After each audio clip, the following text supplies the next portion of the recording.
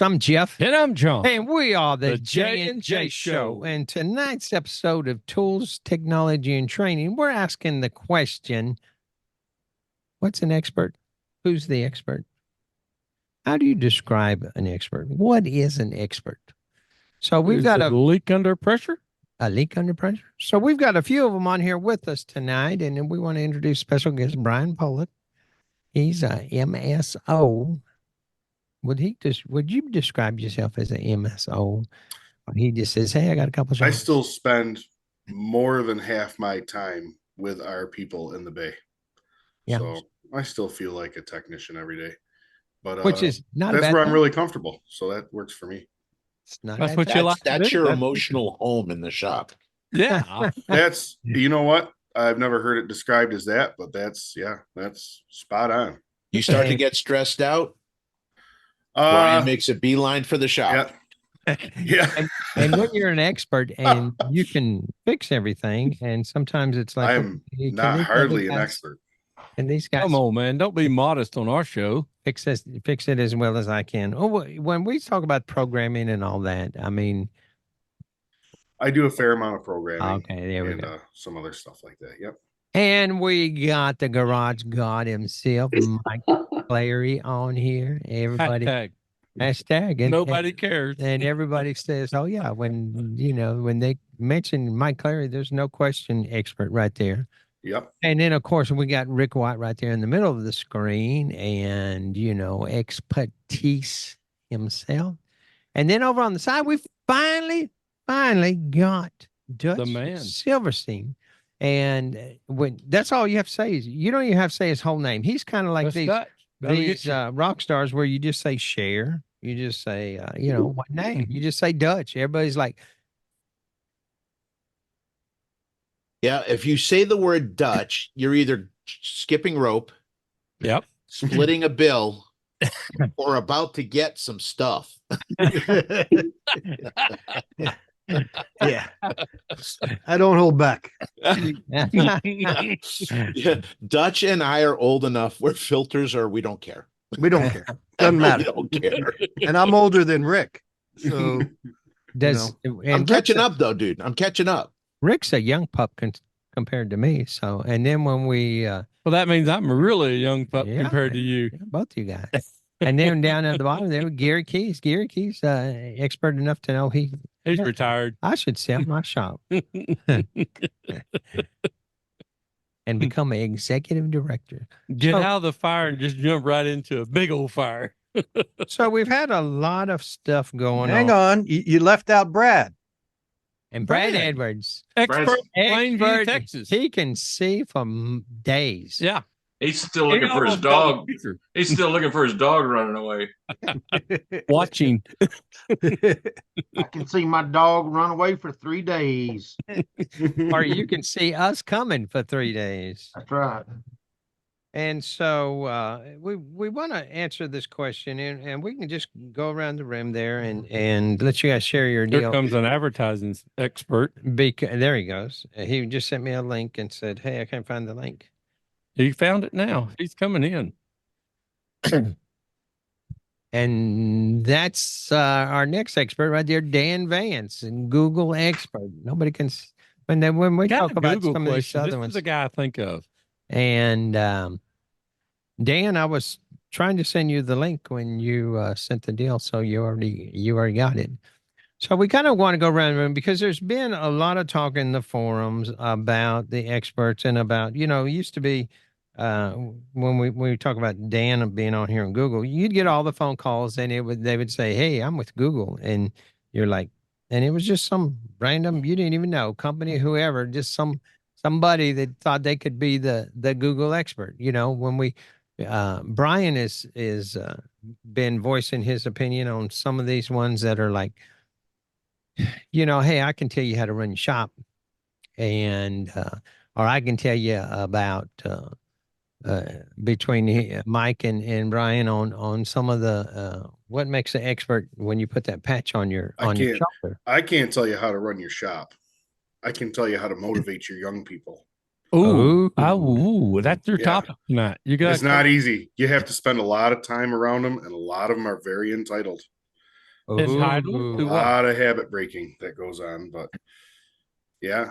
So Yeah. tell us about Tell, that. tell us more. I need So to in know more. other words, you're not bringing one in that says, "Hey, I can do all of this." You're mentoring him, and that's a So of expert out there trying to say this past year, the only two people we let go were the top producers in the shop, and it was solely because of their attitude. Ooh. And they were not young people. Attitude like I can fix it and you can't, or attitude like I don't have to come to work tomorrow? Yes. All of Yes. that. Yeah, all of that. Yeah, there Were was they a young lot of people that. or old guys like me? One was in his mid 40s, and Uh-huh. one was about, I'd say he was like 27 or 28 years old. Uh-huh. Yeah, they had to go, man. They had to go. How did you like the atmosphere after they left? It was much better. I was ready to pack up and go do something else. I was ready Yeah. to figure out what I was owed out of this place and my share of it, and go ahead and do something else. It was making life pretty miserable, to be quite And honest. now it's 100% different. It's much better. It's like, yeah, like I'm excited.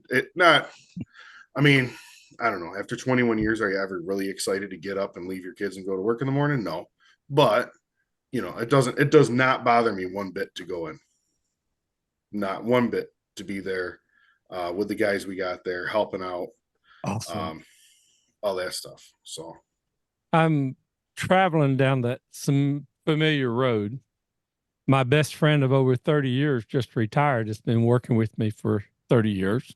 mhm. And wow, I want to say I didn't know what I know today. It's just it's strange, but the attitude went away, and it's like, really? Wow. Yeah, you can get numb to it. I think what happened with us I is did. we tolerated it. We tolerated it because when we hired them, we grew relatively fast. We went from two guys working in a barn on a dirt floor to three shops in 13 years. Wow, that's impressive. So Yeah, it's been growth, growth, growth, growth, growth.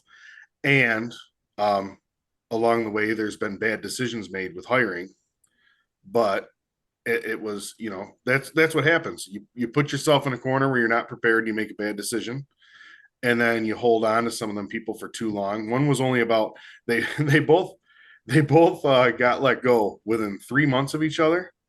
One was on for about 5 years, and one was only on for about 6 months. But yeah, That's progress.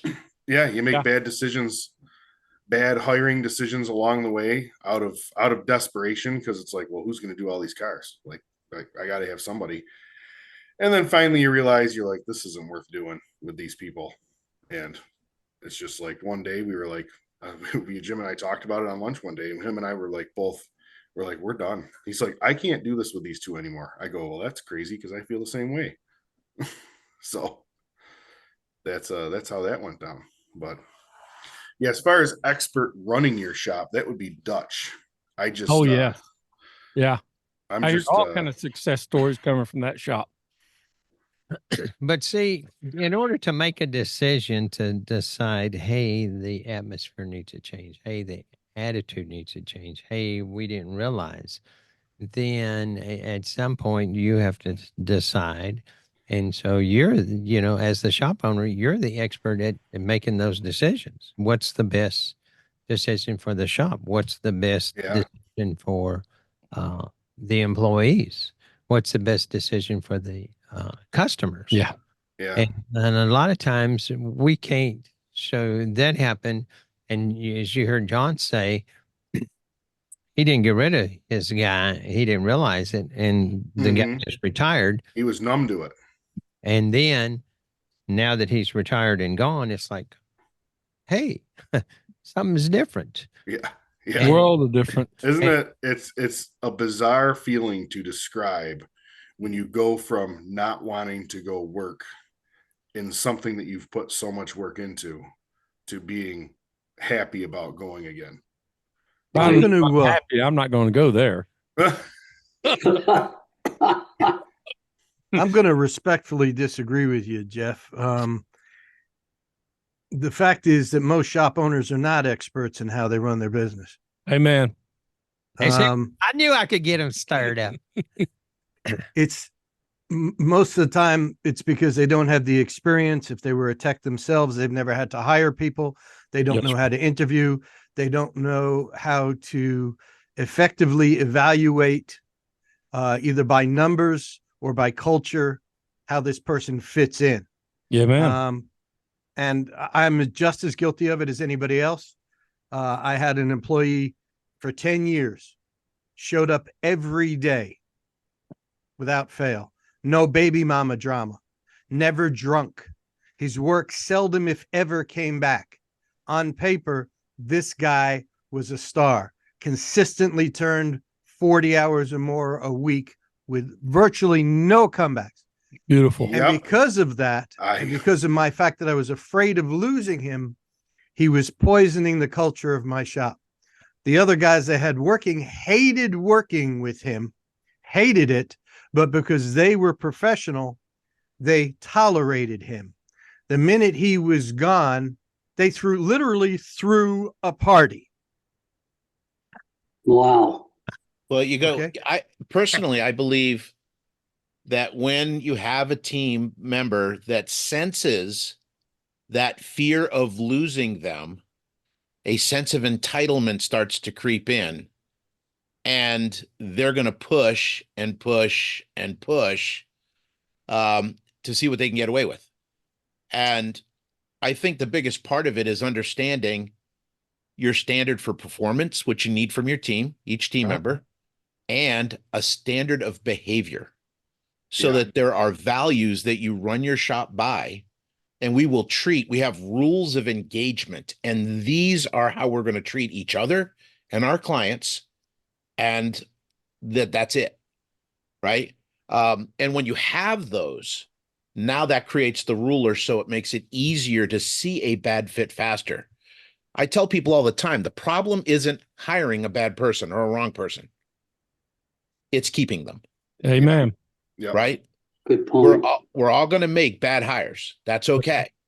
I've been doing it for a long time. I still make bad hires, but the mistake I don't make is I don't keep them. Right. Yeah. And that's tricky. That's tricky sometimes because there's always a little bit of a break-in period, but we definitely learned that, with the whole situation. We learned that with the second guy. We're like, well, this guy's attitude is just like the other one. We held on to the other one for 5 years. It was miserable. This guy's been on for 6 months, whatever, as long as we're, flipping. And I mean, that's a big deal too, because I think like Dutch touched on, they didn't have comebacks. I had one that had some attendance issues, but it wasn't crazy. Their quality of work was good. They didn't have the comebacks, and they were like Dutch touched on. I mean, these guys were turning 45 hours a week, relatively consistent. And then you look at getting rid of these two guys, you're like, oh man, these guys are freaking this attitude and that attitude. And I'm sick of listening to this guy, talk to me like I don't know what the heck's going on or whatever. And you're like, oh man, lose 90 hours a week out of this place. Ooh, that's a lot of, you start doing some math. You're like, this ain't making sense to lose that. A lot of cha-ching, baby. Yeah. And then eventually you're like, I don't care. I'm like, do we got any? I go, what do we got for hire list? And we had like an 18-year-old and a 19-year-old in the file. I was like, I don't care. I was like, I'll freaking start over. I was like, just get them in here. And that's what we did. And man, I got a 19-year-old kid working for me. He grew up on a farm, and this kid, he can do some stuff, man. Oh my gosh. I'm gonna give him the one day we were sticking some exhaust on, and I was gonna show him how to set up a MIG welder. All right. By the time I got my fat rear end out there, he had the thing welded on. Lesson learned. So that's been the challenge for us now, is we're just so focused on mentoring young people. We probably arguably have too many of them at the same time with the kinds of other progress we're trying to make in the business, but I don't really care. They work good for us. They appreciate the things that we do for them. And I think I got some pretty good ones that communicate pretty darn well. We don't have as many growing pains with them as you would think you would have. But you know something, I think it's important to understand, Brian, too, though, is I think in this country we're so numbers driven. Yeah. And the numbers are important. Don't get me wrong. Like I need to make sure that I can cash a check and my Sure. paycheck every week and stuff like that. But we've got to be willing to make an investment in people, Yes. Mhm. right? And that's So that where we we're can at. get a return Yeah. as a team, right? And one of the hardest things to do in a shop is to let go of a toxic top performer. Okay. Yeah. Yeah. We But had when two of you them. do, it changes the entire dynamic. If Oh, you yeah. don't, you're telling your entire team that money's more important than culture. Yep. And it was affecting the other guys too. It was kind of like Dutch. It was just, Dutch, it's so crazy. It was so similar. Um, they weren't looking to give us a hard time about these people's attitude, but man, were they happy when they were gone. Yeah, So- there was none of my employees came up to me and said, "I'm sorry, I just can't work with so and so." They just went about because they were professionals Yep. and they did their job. Yep. Right. That was it. And because there wasn't that friction in that way, I was absolutely comfortable with having a hands-off atmosphere where I was going to say, look, when I was flying, I could have hated the guy's guts that I was working with. But it was my job as a professional to ensure that I Yeah. behaved as professionally as I could. It didn't matter that we hated one another. What was important was that the job got done. So I took that same thought process from the airline and brought it here and said, look, I don't care about the mix. These guys are professionals. This is the way I expect them to behave. If they don't, then there's a problem. Mhm. And they, by and large, did. They didn't come to me. They didn't whine. They didn't call off sick because they knew so-and-so was going to be here. They didn't do any of this. This guy was just a whiner and a complainer. And guys would tune him out. Yep. Yep. Been there. So Every job you gave them was worse than the other guy's job he was getting. Just you name it. Oh, I always have to do this. I always have to do that. I got freaking 20 hourly technicians on payroll, and we're talking about who's doing what job. It's, All right, what do we interrupt? You were about to say drop some pearls of wisdom. well, I had a couple observations. Is number Is one. this going to take like a week? Because you all talk slow. Yeah. I'm trying to figure out how long this is going to take. That way we keep it down at your level there. So, anyways, the slow. Calm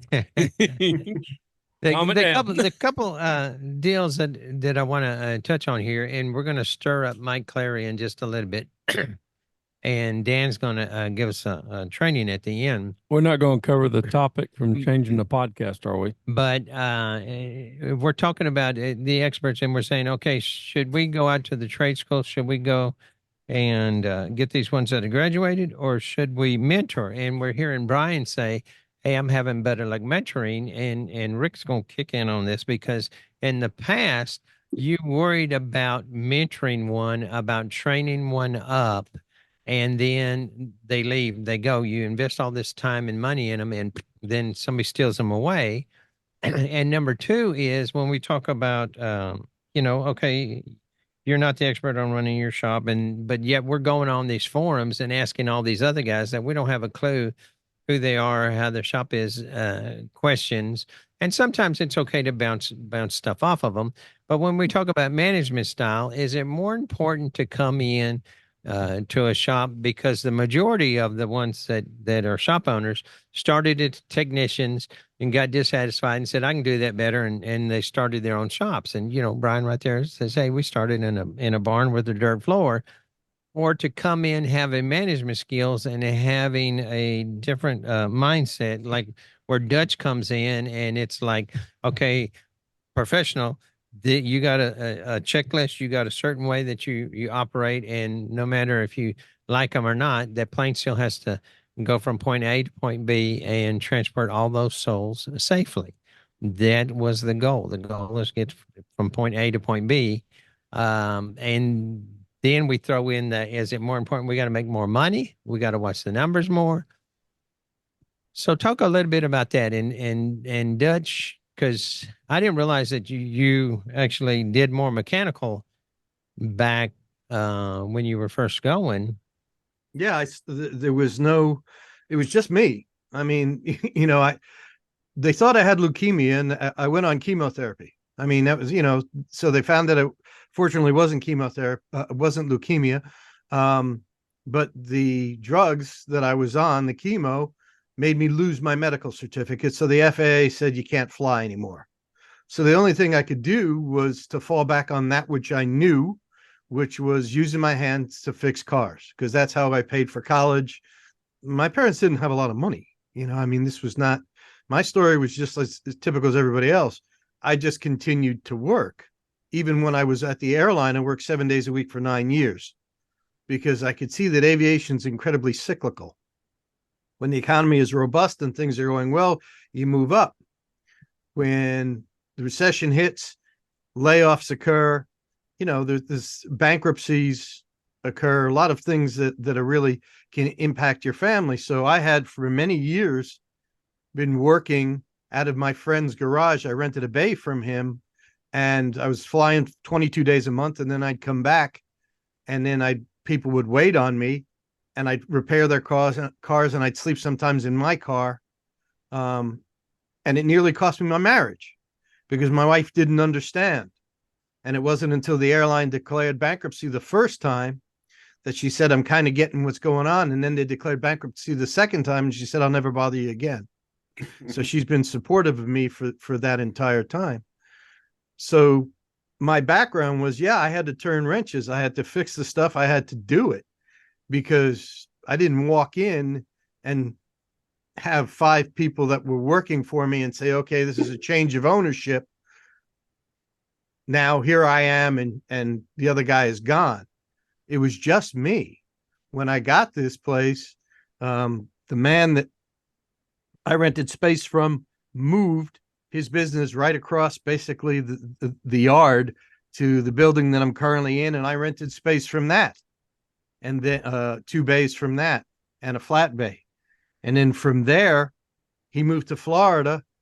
I rented the entire building and then ultimately bought it. That's the way it goes. So what struck me was that the complete lack of standardization in the culture, the automotive repair culture. Okay, now explain that where you mean. Because there's standardized training, standardized vocabulary, standardized way of doing things. And that is not present in the automotive repair world. It isn't. Mm-hmm. And there's no test for proficiency. You can take ASC tests. That's great. They're a barometer to measure certain things, but they don't measure proficiency. It's not like when I was the FAA A&P right. When I test. was, I had a written test. I had a verbal test that could take up to 8 hours. I had a flight review where I flew with FAA examiner or a designated company check airman. And after that, I had hours of what was known as line orientation flight training and 25 hours of initial operating experience. Any of which you're talking about. What's that? They knew you knew what you're talking about. And you had to demonstrate it. Yeah. And every time you did, you put your job on the line. There's no accountability in this field. There's no standardization in this field. I told one vendor that if I flew my airplanes with the same degree of lack of care or carelessness that they did in working with parts, that there would have been bodies strewn from California all the way to New York. You'd be in prison. Yeah. Right? It doesn't exist. So what I bring here is a different set of expectations, and it causes friction because I don't treat my people like they're grease monkeys. I don't, because they're not. Right. I treat them better than anybody else I know. But because I have really high expectations, it's very, very difficult to work for me. Extremely difficult. It just flat out is, because I don't tolerate a lot of crap. You know, if you say you're going to be here at 8 o'clock, you're here at 8 o'clock. If you're not here at 8 o'clock, there's got to be a reason for it. Amen. And I want a phone call. I don't want a text. I want a phone call. If there's a problem, tell me about it and I'll help you. You having a problem at home? Okay. Hospital bill, you need money. What can I do to help you resolve this issue? But when somebody tells me that they can't get to work because they had a 25-minute drive and they're not going to make to work because of weather, when I had to fly and was based in Pittsburgh and had to leave the day before to fly to get there on my own dime and spend the nights in the hotel in order to be ready to be on call at midnight, you can kiss me. I got no tolerance for this. If you're going to be weak, get the F out of this business. This is a business for adults. My wife's an FAA certified airplane mechanic, and she laughs at our lack of standardization. I was typing something, I was documenting something the other day on the computer, and she looked over my shoulder. I was at home, it was at night. I was going over some notes from a car that I had messed with, and I had to do some extensive documentation on it. And she goes, "Really? That's how you're going to type that up?" She was making fun of me because, just like Dutch says, there's, whether it's on the pilot side or even the mechanical side, there's certain vocabulary that is used, and there's a certain way this is done. And we are just all, you take a guy like me, somebody be like, "Oh, wow, he typed 3 paragraphs of documentation on that problem." Everybody in our industry would be like, "Wow, 3 paragraphs of documentation. That's great." She's like, "Really? That's what you're going to put?" It's a whole different ballgame. Look at the words that you use. How many times have you told the customer, "Well, just come on down and we'll look at it"? Really? You're going to look at it? How much is that worth? Because anybody, I could train a monkey to look at a car. But only a qualified technician can evaluate a car and determine what's wrong with it. So now you're going to tell me you're going to look at it? I used to say look at it until Dutch told me to quit saying that. You're not looking at a car. Anybody can look at a car. Yeah. Same thing with check. Let me check it for you. Yeah. Yeah. What the hell? No. Go to the grocery store. He'll check how many items you got in your bag. And Dutch? I apologize first off, Jeff. I didn't mean to get on a rant, but you probably invited me on. That's why we've been trying to get you on, because. And I apologize for the profanity. Not really, but I'm supposed to, because I know that your wife may be listening to this, and she's wonderful. But we put this recording out, and so we can edit that. Don't worry. I can see it now. Dutch will be going, and I beep, and I beep. It'll be saying, "Get the French out of this." They'll be doing voiceover. They'll have John doing voiceover. Yeah, we used to it. Texican. Yeah. It'll look like a Godzilla movie when we're done. All I got to say is all the hype. It was worth it. It was worth it. Dutch, you'd be so proud. I quit saying our whole business, all 3 shops. We don't say that we'll look at it anymore, just because you told me that one time. Look, now listen to what you say. Yeah, we'll evaluate the car for you. Yep. One of our trained technicians will evaluate the car and then determine the best course of action so that we can address your issue. And I didn't now, you notice that I don't say the word problem. You never say the word problem. We're problem solvers. Yeah. That's not, we'll address your issue. We'll address the challenge that you're facing. Concern. You want to be everybody. You get on any of these forums. We're just like doctors. We have diagnosis and we have diagnosis by exclusion. Yeah, really, you like a doctor, but you're Toron. When's the last time you ever heard a physician speak to you this way? When's the last time you ever heard a physician speak to you the same way? And I'm not saying this to be mean. I'm just passionate about this because I want our profession to be seen for what it is, as an integral part of society. Without us, this place grinds to a halt. Amen. That's all there is to it. I don't care. You can have any profession you want. Without the people that keep them on the road or in the air, without the logistics, this country grinds to a halt. And I want the respect that should be given to us because we've earned it. Amen. And they don't claim it. number one, they've earned it, but they don't claim it. And number two, they think, oh my gosh, I'm not there, because it's like, okay, well, what do we have that says, okay, let's take some kind of standardized testing, and we can stir up. Mike's being real quiet over there. Yeah. Stir him up on the standardized testing, and it's like, yes, you may not agree with what ASE is doing, but you have to agree that is an incentive, because It's Mike will some tell kind you of. the same thing that I tell you. I take it to show, okay, I've got some sort I'm of a good test semblance. taker. I've got some sort of semblance of what I'm doing. And it's a pride issue that, okay, I have that. And because I hear these guys all the time, oh, I'm a master tech. Oh, Oh my gosh. If I got to see did you one take, more guy wave when, over his master tech certification he got in when, Yeah, but 1992. here's the thing. yeah, Here's when the did you take it? Here's the thing though. For me, ASE, I've seen great technicians with no certifications, Yeah. Man. Absolutely. and I've seen master certified technicians that they're not qualified to clean a toilet. Amen. Okay. For me, ASE certification just indicates that they see what they do as more than just a job, right? They see it as a profession and they're willing to go out and do the testing. That's what I see it as. Well, it's because you're drunk. Look, the thing is that I've never been drunk, Dutch. I don't know even what that looks like. no, I mean, I say that to tease you because, I like you saying we banter back and forth. But the fact is that while that certainly could be true, it's also true that in the majority of cases that I personally have encountered, and I'm not saying this for everybody, the people that take the ASCs do so because they want to bump in pay. There are some who say, I want to show that as a barometer that of my professionalism, my ability to want to learn and excel. This is what I want to do without question. There are those people. But in my estimation, based on what I've seen after 25 years and talking literally to hundreds of techs, the overwhelming majority is when I say, well, why did you become an L1? Why did you do this? Well, I got an extra 50 cents an hour.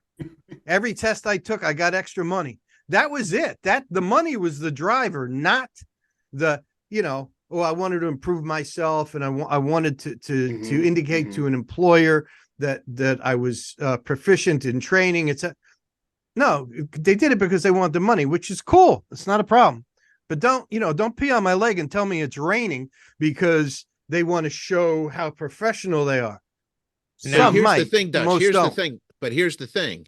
So few shops out there actually they'll pay for the training, but they don't give them a bump in pay. There's very, very few shops that actually do that. I've never had a test paid for in my life.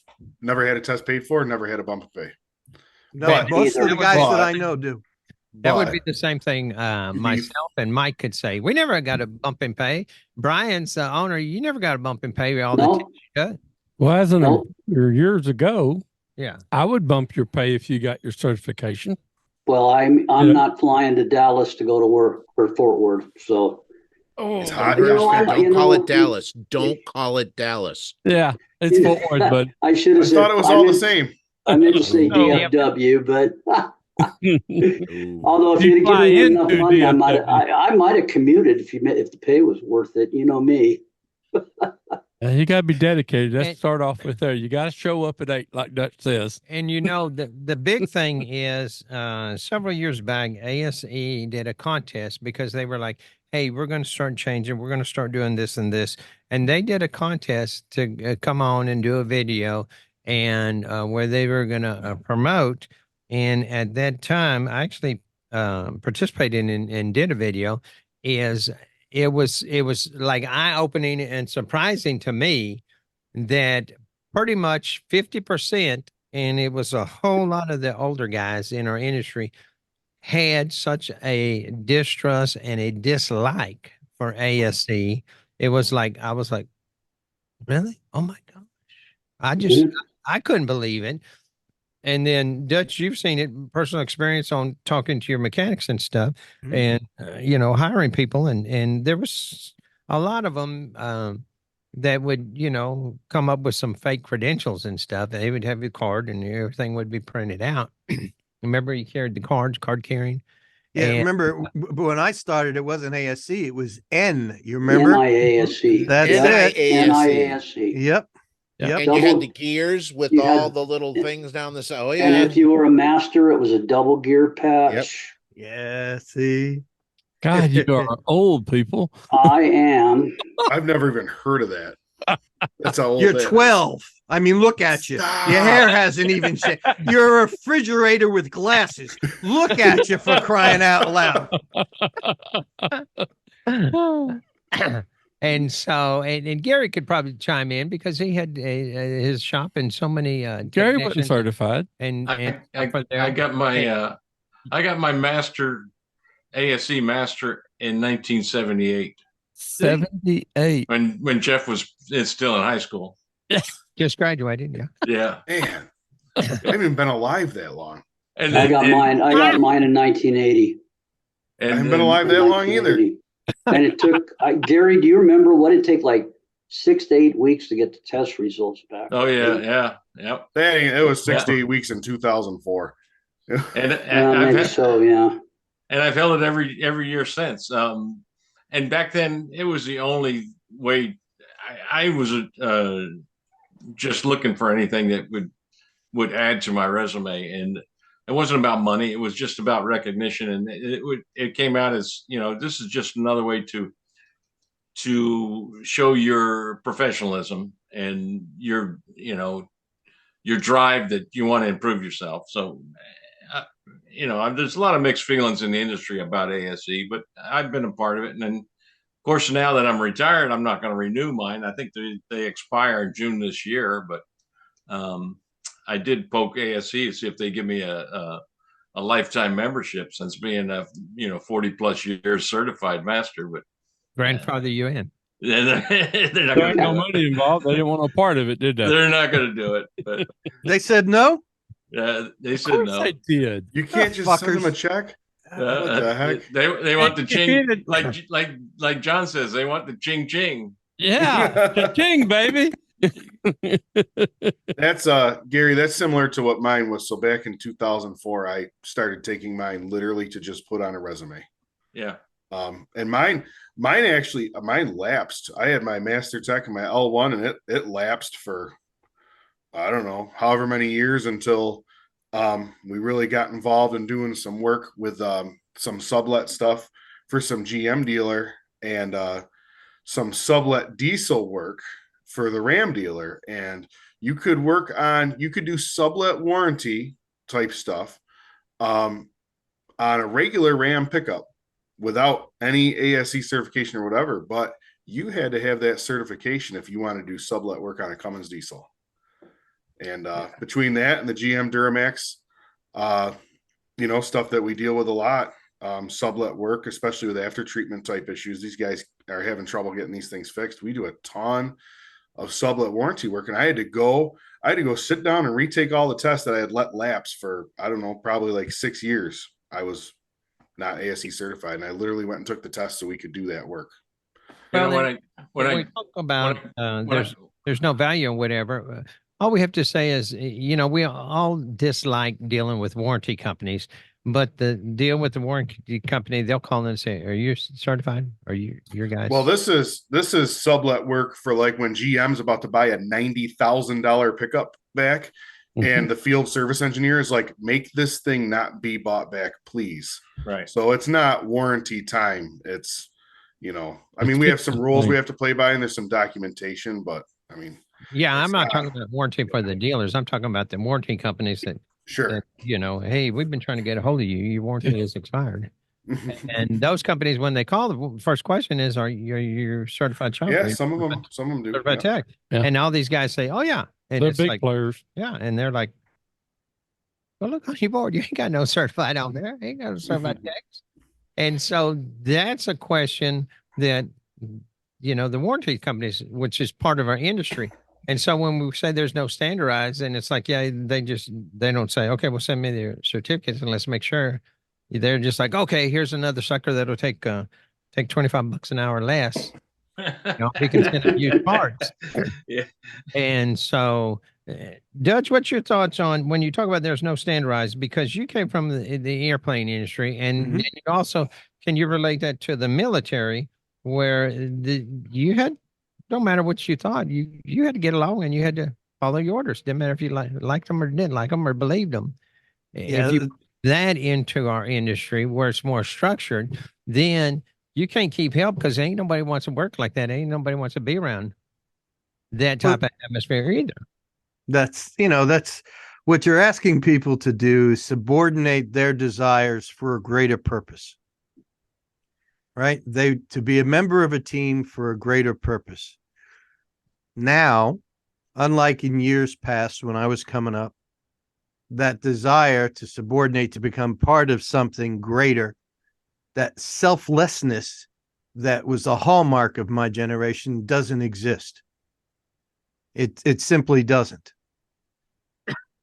Now, are there exceptions? I'm sure there are, because I could see Rick giving the look in that. And Mike, we're close in age, right, brother? So you tell me if I'm wrong.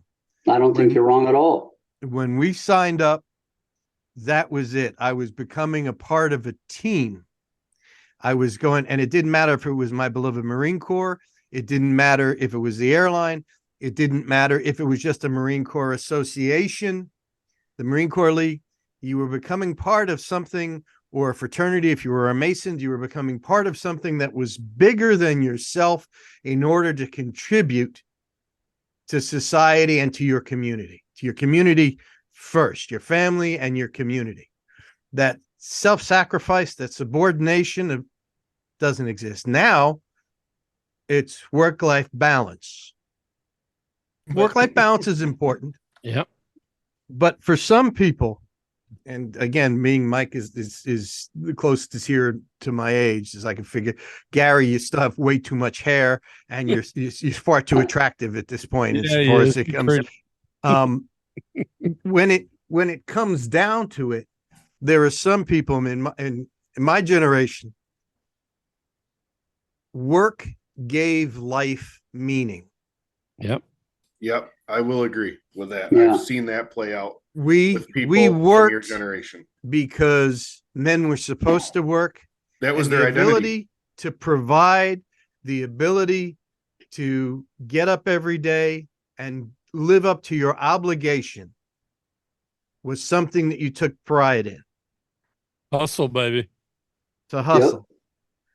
Bring home Now, the bacon.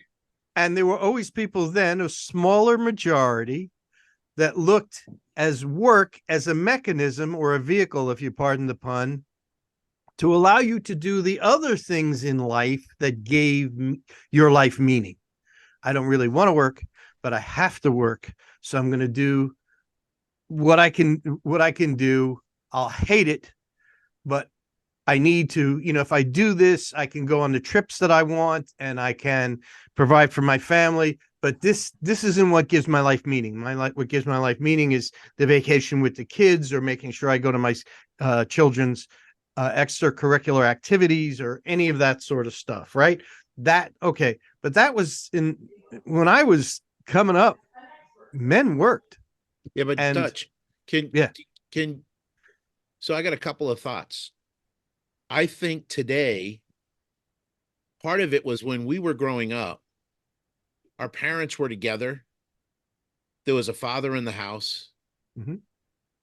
They belonged to things. They belonged to the KFC. They belonged to the Lions, the Masons, Scouts, stuff like that. Mm-hmm. Today, kids don't have that as an example in their home life. So they don't see it to want to be a part of it. And what I'm seeing, and I don't know if you agree with this or not, but I believe we can teach them to want to be a part of a team. You can lead a horse to water, Rick, but you can't make him drink. It's an invitation. It's an invitation. I can't make them a part of the team. But I can start somebody off that is, I'm doing this for this. And over time, when they get into the environment and they realize that other people have their back, and we immerse them in a team environment, right? That's our culture. many times I've seen them step up and become part of a team. Yeah, that would be great. Yeah. My experience obviously is different than yours, because of just the standards that I have. I'm not. It's difficult for people to understand, and everybody here is about the same age, except for Brian, who's 12, Right. and Michael, who's young as well. The 13. I wasn't raised to hold anybody's hand. No. I'm not here to hold. I mean, look at Brad, right? Brad's a nice guy. Brad, are you holding anybody's hand, telling them they did such a good job by showing up today at work? Are you telling them, boy, you breathed really well on your own today? You wiped your ass with the correct hand, and you zipped up when you left the Can I tell you something, Dutch? Wait, let him finish. Go ahead, Brad. Do you do that stuff? I could answer this in a couple of ways. I could defer this question to my business coach that's sitting in the middle of the screen, and I know exactly what it is. Yeah, I am doing it, Dutch. You're doing it? Really? And Why? And it's another old guy, not a young guy. Rick, why is he doing that? Because You won't listen. the reality is we've got to deal with what we've got. Yeah. And I can stand there and I can say, this is the way it is, and that's it. And I'm going to be a damn dinosaur. And I still have to have standards. Please, I am the king of standards. Okay. But I've still got to be able to bring these people in. And here's what I tell people: you can hire the younger people today. And let's face it, Dutch, in our group, there were some immature, there were some immature players in our time as well, but a lot less. But today I'll tell a shop owner today, listen, you're going to hire a younger guy. You're going to have to give them some parenting lessons that they never got in the house.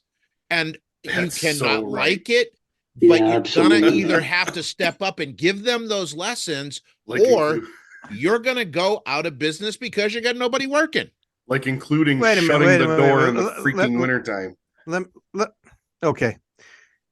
Out of all the, and I use this as a reference, what you're doing is you're qualifying your answer by not addressing a basic truth. All right.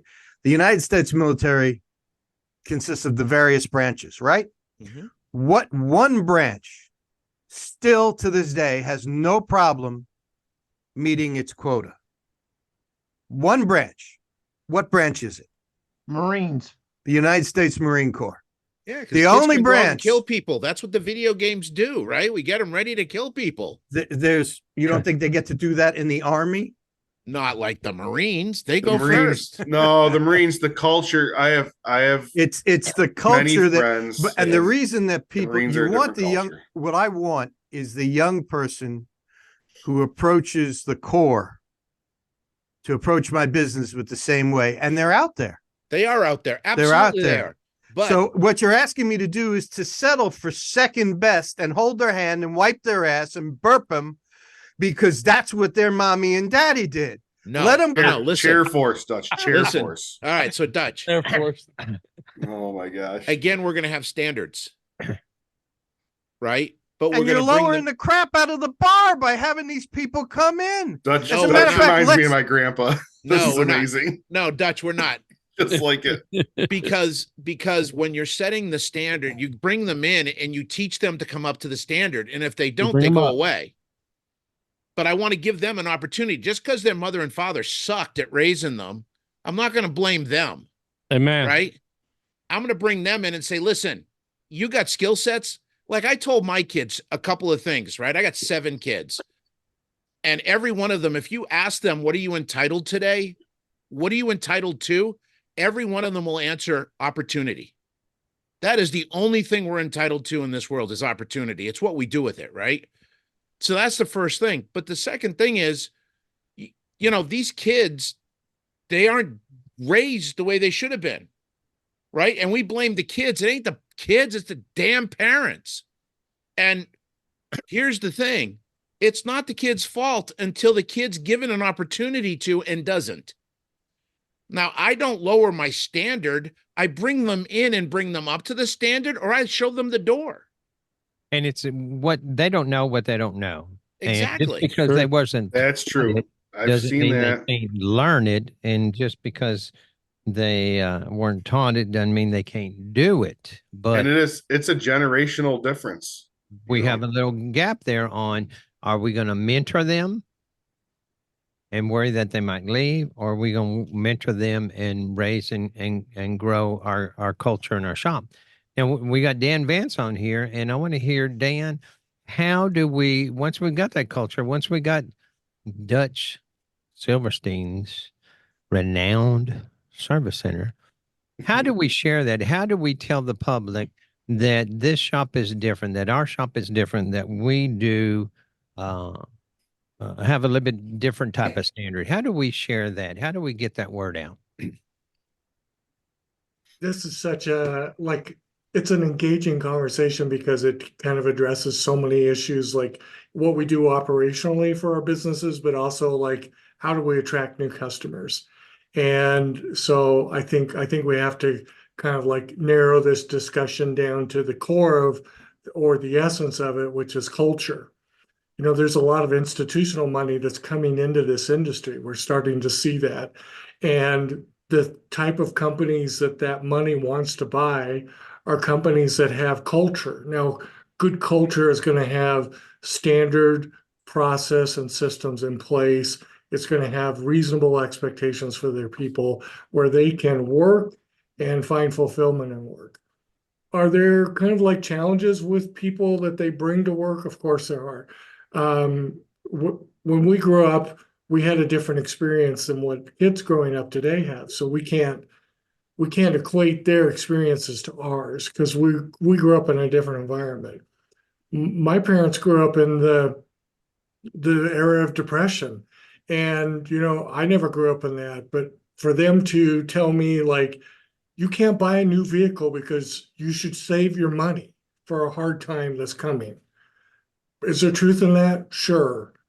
Did I do it? No, I bought a new truck. And so I have to live with those consequences. And I think as business people and as we kind of look at what do we do to make this industry stronger, I think one of those is just kind of like trying to appreciate and understand the people that work for us and also understanding that they reflect a consumer that comes to us. Now, Dutch is going to be like the preferred client for me, right? He has experience, he has income, he has expectations on the repair that I want to deliver exceptional services on. He's my kind of guy because he'll be loyal to me when I do good work for him. So, how do I track that guy? How do I do that? And so I have to have my internal stuff all together. And just as a sidebar, like I wish there was a requirement in this industry that every owner had to have a business coach. Like Amen. seriously wish that would happen Or be because involved. there's like the dealerships, they're accountable to the brands. They have to do certain things. Like the dealership brand will come in and say, we don't like your building, you need a brand new building, and they have to spend $3 or $4 million in building a new building. The brands Excuse me, force that Dan. on them. I think a coach can also say, here's how you run this business as a true professional. Be professionals. We're not the back hole kind of industry anymore. Cars are much more sophisticated. The technology to fix them is much different. We are professionals, right? I have to say something, Dan. I'm sorry. This ties what you're saying right now, which I agree with totally, ties right back into what Dutch was saying at the beginning about if we had standardized training and knowledge levels. If they had that, then when they stepped out as a tech and went into ownership, if they had standardized marine training, like the digging in the ditch and stuff like he did as a pilot and all that, then they could be the business. And I'm sorry, I didn't mean to interrupt you, but I thought You're fine. Yeah. that was a very similar type situation. Yeah.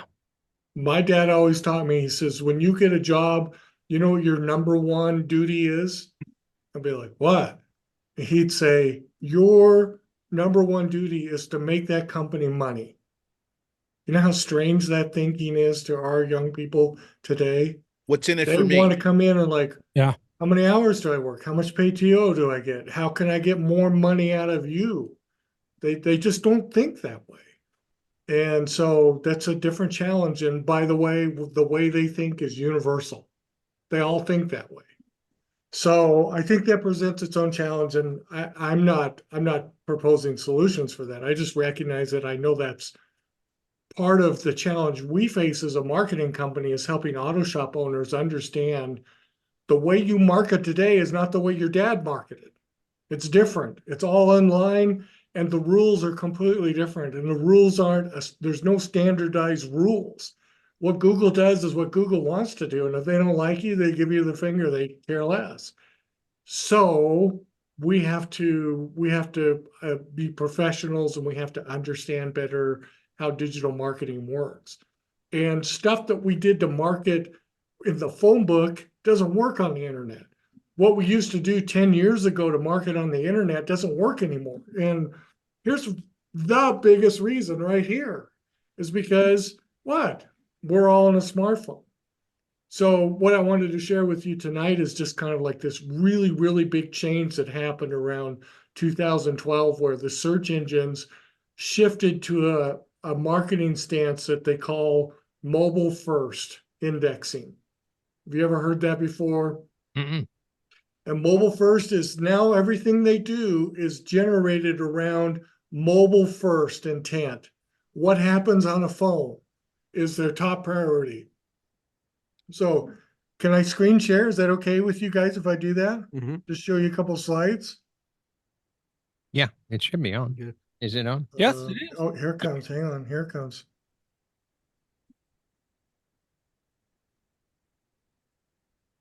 You guys see this? Not yet. And Vance started sharing. It says we're viewing it. There you There go. we go. Okay. That's not so. So what Google did was they said, hey, we need a mechanism that works on phones and it needs to work globally. So that's when they really pressed out on this like Google Maps thing. So if I want coffee in Europe and it'll pull up a Google map on my phone when I do a search for coffee. The same thing for auto repair.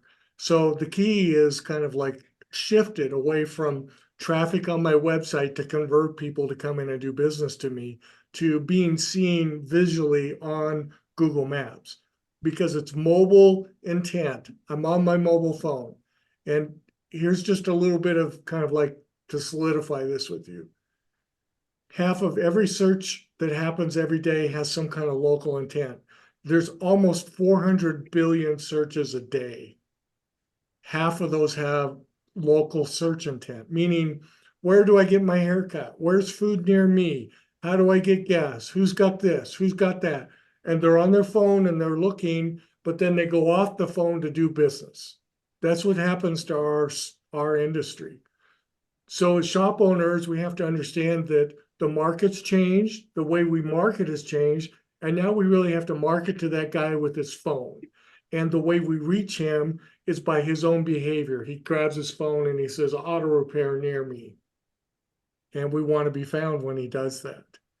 And so we have to be able to track like, okay, how many times did I show up in a search? Was I just one of these little red dots or was I a pin and showed up here? How many people actually go from Google's website to my website? That number, by the way, is dropping. It's dropping like a rock. I want to show you this right here. People that use their mobile phones and do a local search don't leave Google. In fact, in 2019, almost 50% of everybody that was on a mobile phone never left Google. In 2021, it's 65%. Today, it's probably around 75% of people that never leave Google. They don't leave Google because what they need to find, they can find it on Google. So I got to have a website that helps Google understand we're relevant, we're a strong brand, we have the right culture, we can fix your car, we'll get it fixed right the first time, we have great reviews, we have good pictures, our building doesn't look like a crap hole. And guess what? People, that's all they need to know. They'll come to you. Yep. You will bring them in. And you can, to Jeff's question, you can help Google understand this is my kind of customer. They drive a BMW. They make this kind of money. They live in this neighborhood. They're male, but probably female. And you can help Google understand that's my customer. And you know what's incredible today that's never happened in the whole wide world of marketing's history before Earth was ever Earth is that Google's algorithm is designed to understand what kind of business you do and to bring you those people. Cool. They will bring you those people. I have a dang Ford app on my phone. When I do a search for auto repair, I see companies that optimize for Ford repair. I don't see the BMW shops in my searches. And that's an intentional thing that Google does because they understand us. So we want to show up here. We want to be dominant in the 3-pack. And the way you do that is you do reviews and pictures and you make sure your name's out there. They call those citations. You want to have good content that helps Google understand, hey, we really understand our industry. I'm on my phone. I just want to know where you're at and what your reviews are, but this is what Google wants. And this helps you rank better. And I know I'm moving around, and there's ways to tell, like, how am I really doing? You guys may not know this, but there's a tool that we use and it shows us like this dude standing up here, he's number 11. When he does a search for auto repair, he sees your shop, which is over here in the number 11 position. You're 11 positions down. This guy over here, his shop's right there. I'm standing right outside of his store. He's number 1. Thank goodness. I'm just across the street from him. This guy, 3 miles away, he's not even on the list anymore. He's gone. And we don't understand as business people that Google's made all of these advancements and all of these changes to search, and users are having this experience. And we think we're doing pretty good because we're living off of rules from 2000 or 2010. And to me, it's kind of like a little bit of irony, like how we see this marketing thing tie in with some of the challenges that we face with culture and helping our businesses grow and changing this attitude about so you graduated from high school, you're in the auto repair industry now and you're a professional and you need to do whatever you can to increase your knowledge, your capacity to learn how to solve problems and to interact with people in such a way you make them feel confident. You fix their car so the tire won't roll off, right? The same things happened with marketing. And this is such a fundamental thing. And I'm shocked. I've been in the auto industry marketing business now since 2016. And I've always been a little bit surprised that like shop owners just don't pick up on this. Yeah. And this is kind of like what I see is kind of like, it's time for shop owners to get out of their way and to kind of realize that they are smart, they are capable, they can understand this stuff. They don't have to look at it like that doesn't make no sense to me at all. And they've got a business coach that cements this with them that says you need to be digitally marketing because you can't be in the phone book anymore. And you can't do direct mail anymore because people want to go on their phone to find a local business. So this is I just wanted to kind of roll this out so you guys understand like who we are and how we tie in. Like we're interconnected with what you're doing in your business. And we help you find your kind of customer. And what you're doing digitally represents a picture that Google will mirror essentially and say, oh, this is the kind of customer they want. So if you don't like your customer right now, it's probably on you. You have to take responsibility for that. Your pictures are wrong, your reviews are wrong, the way you're telling Google what you do is wrong, and all of that can be fixed. That's what I got there. I just wanted to show that really quickly. Great job today. So, Rick, we're getting long in here. So, close us out with how can we as shop owners agree to disagree and yet still do what Dutch preaches is raise the bar, get some kind of standardized because just like Dan says, there's more shops that don't have coaches than do have coaches. So when you get a guy in, how do we all go from a barn with a dirt floor up to where we have a culture like what Dutch has? You're Can't hear muted. you. There's no one solution for every shop, Correct. right? Every shop is different. So how do we agree to disagree? I don't think the problem is disagreeing. I think the problem is where we think people are wrong when they don't agree with us. Right? There's not much tolerance and curiosity today, and I think we need more of that. Amen. Right? Because, you know, I might not agree with Dutch all the time. I think we agree a lot. But I might not agree with everything, but I still want to hear what he has to say because I want to understand. Yes.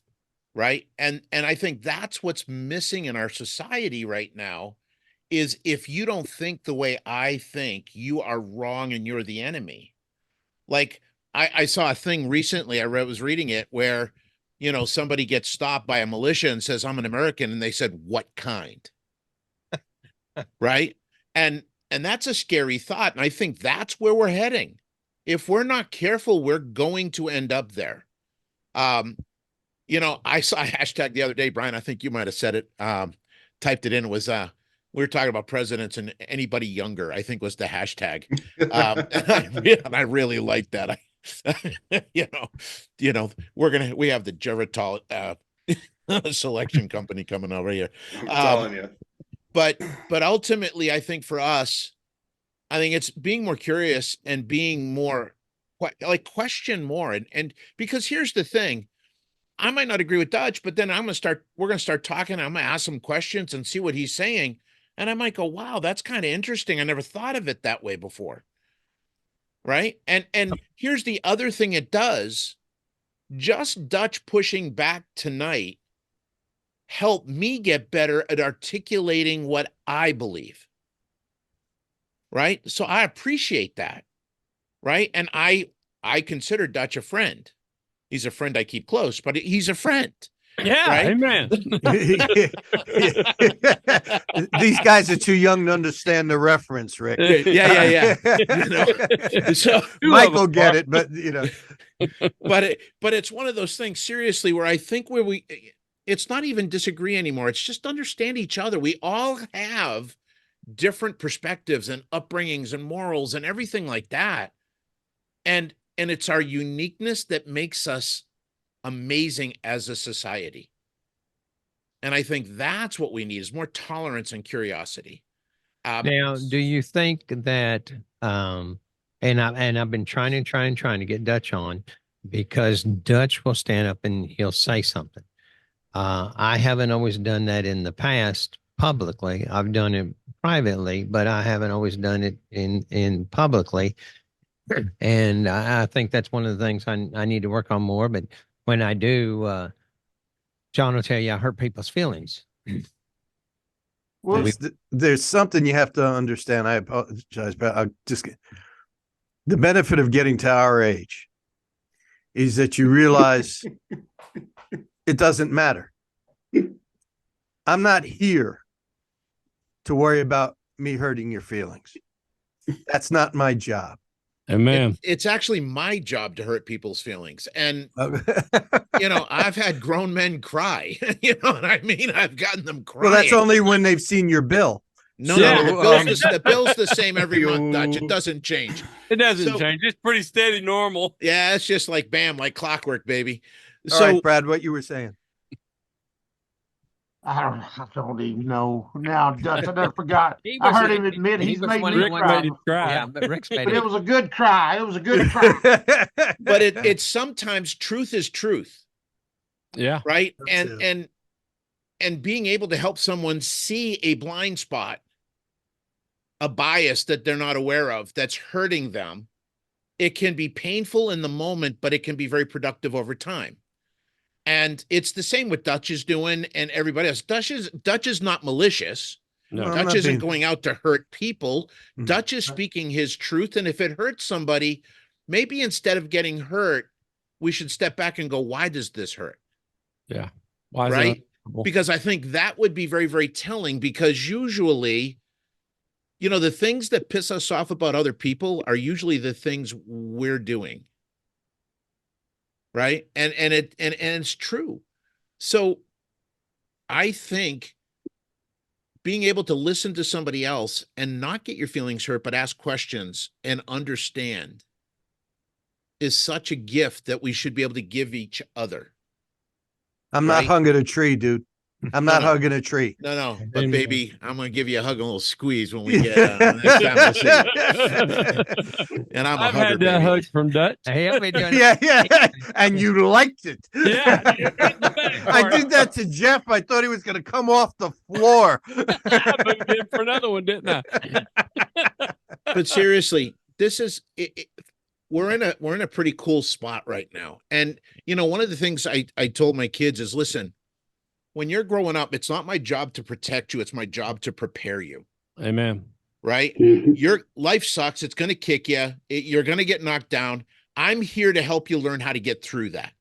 I'm not here to protect you from that. And there's a whole generation that doesn't know how to deal with failure and setbacks because they got participation trophies their whole damn life. Okay? But it's my job. I tell my kids all the time, listen, you can either learn the lesson the easy way with me, or I promise you're going to learn it the hard way in life. And I have a son that's 42 years, going to be 42. And I can't tell you how many times he's come to me and said, Dad, I wish I had listened more. Mm-hmm. Right? That's what's missing. And the reality is we're hiring a generation that doesn't have that in their lives, and we've got to bring it in there.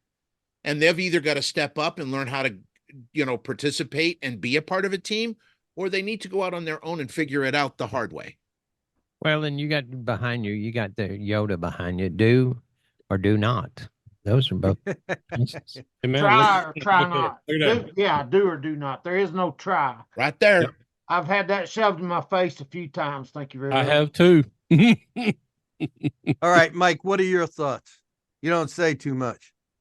I'm just taking it all in tonight. I mean, the generational thing is definitely there. I mean, my dad was a tough old Irish guy, and there was no quarter in our household growing up. And I know things are different now, and people tell me you're just old, you don't understand. But I remember the first time I wanted to buy something, my dad told me, you want to buy it, go get a job. You know, I mean, one of the things, John and Jeff have heard me say this because I'm from California, but our government, at least in California, they make it too easy not to work out here. Yep.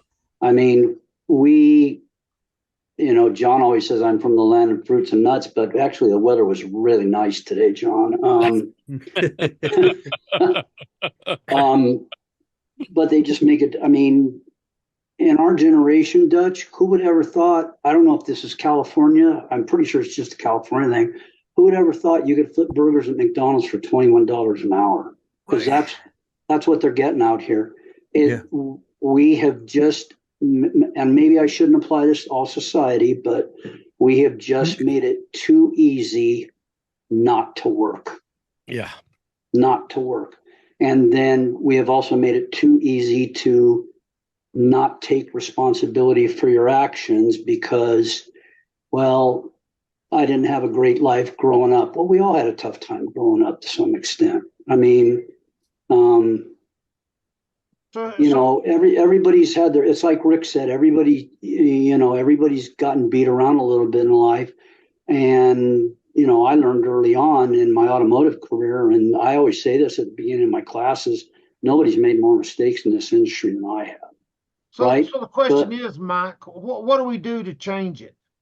As an association, a group of mechanics, how do we come together and change it? Which part? The part You about have finding. You have to parent the kids.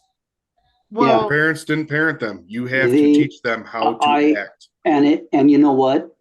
It shouldn't be that way, but it is that way. But it is, right? What do you do? I can sit here all day long and say it should be this way. It shouldn't be this way, but it is. It is. Yep. When I was 8 years old, I was driving tractor on Grandpa's farm. Last week. he would hold the CB radio up to the buzzer on the combine when it was full. And I come flying across this muddy field on an International 1466, which is a lot of tractor for an 8-year-old boy. And they would put somebody in jail if they put an 8-year-old on it now. I come across this field hauling 2 grain buggies.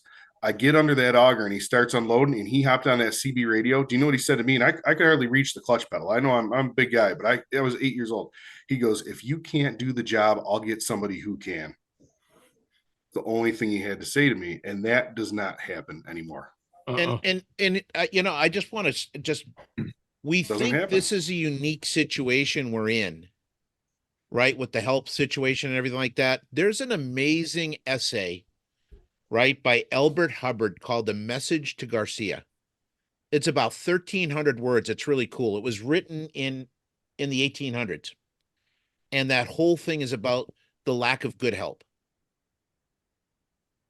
Way back then. Way back then. The lack We of were good all help. whippersnappers. Yeah. So this is not a new thing. It's just us dealing with our version of it. Right, Right. right. And I But think, it's I mean, because you can hire, you go out to the middle of the country and you can import hardworking Midwestern kids. And they understand what it means to work. Mm-hmm. So I've given up in my area trying to find people from here. My last tech, I moved him and his family from Kansas to get here. Still with me 5 years later. Okay. My other tech was 9 years. One before that was 10 years. So the fact is that while you can say, and I don't doubt it, Rick, that this is the reality in which we live, and you're going to have to modify your behavior in order to deal with it on an absolute intellectual level, I completely rationally understand that. Don't care for it. I'll go out and I'll import them from the middle of the country where they know how to work and they want to learn. Dutch And is that's gonna have what some everybody Amish people. should do. And then only then, when kids here can't find work, things will start to change. Yeah. It's going to be the supply and demand. I mean, Dutch, there are so many people where I've worked with that I'm like, here, come here, I want to give you a hug. Right. So I totally understand it. I think you seen you hug Brad like at one time. You put some shaking motion in it. You ever just go for a walk around the building so you don't say something that you shouldn't say? No, I say it anyway. What the hell's my Oh. shop? What are they going to do? Yeah, that's true. I don't. The idea of censorship is alien to me, in except a few circumstances. Well, I think I said so you don't say something you shouldn't say, but it's more of Rick's hug. I think you have to take a little lap around the shop to cool off sometimes, so I don't give somebody one of Rick's hugs. Amen. You know, when I hear Rick talk, I heard something that he said that Lucas said. He said, first seek to understand. And I know that he got that from Rick. Yeah. Right? Absolutely. Because Lucas doesn't have a brain cell in his head that's capable of independent thought. If he doesn't steal it from somebody else, either from YouTube on a video somewhere, or Rick or word. David Roman, the kid's a sponge. But the ability to articulate individual, no, he doesn't have it. I mean, you know, first of all, you need a translator to understand bumpkin. So, and once you get past that, you realize he's a very good parrot. So most of what he says, I attribute to you, Rick, just so that you know that. Because super fella, but you know, not really when it comes down to it. Not the sharpest tool in the shed and I know that he'll listen to this and he'll start making some references to Depends or He don't listen to the J&Js. you know, he'll make some age-related comment or something, Yeah, he but will. that's it. He'll bomb you. Yep, he'll go after me. We do that. Here's the thing. The thing we all smile about is his Depends are coming. You know, Nobody makes it out alive. Nobody Amen. gets out, right? You start Nobody a diaper, makes you it end out in a diaper. alive. That's the way it is. that's exactly the way it is. You will return. You'll go out the same way you came in. Yep. All right. Just- Well, just so speaking you of which, know. I'm going to have to sign off because Yeah. it's been like an hour and a half. And Thank y'all so much for sharing with us this evening. Go ahead and stop the recording, and we appreciate each and every one of you.